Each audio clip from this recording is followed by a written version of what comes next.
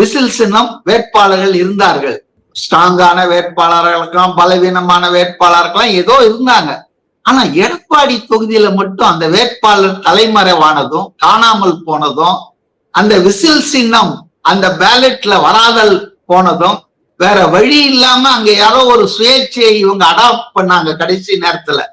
அவரே ஒரு 50,000 மட்டும் வாங்கினாருன்னு வச்சீங்களேன். அப்போ இது கட்சி தலைவர் என்ற முறையில வேற எந்த கட்சியும் இப்படி பண்ணலையா?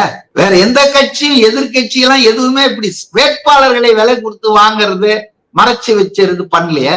அப்ப அது அவருக்கு ஒரு மனசுக்குள்ள ஒரு நெருடலா இருந்திருக்கும். இப்படி பண்ணிட்டாரே இருந்தாலே. ஜனநாயகத்துல போட்டி போடலாங்க, வெற்றி பெறலாம், தோற்கடிக்கப்படலாம்.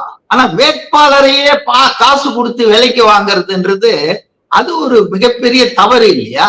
அப்ப அப்படி பண்ண இருக்காரு. அதுல எடப்பாடிக்கு பங்கு இருக்குது, அவருதான் அங்க வேட்பாளர் போது அது விஜய்க்கு அவர் மேல கொஞ்சம் தனிப்பட்ட முறையில கோபம் இருந்திருக்கலாம், இப்படி பண்ணிட்டாருன்னு.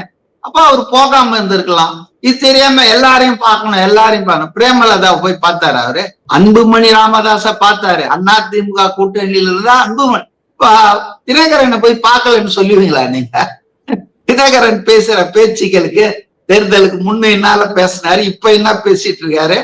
அதனால அது ஒரு பக்கம் விடுங்க.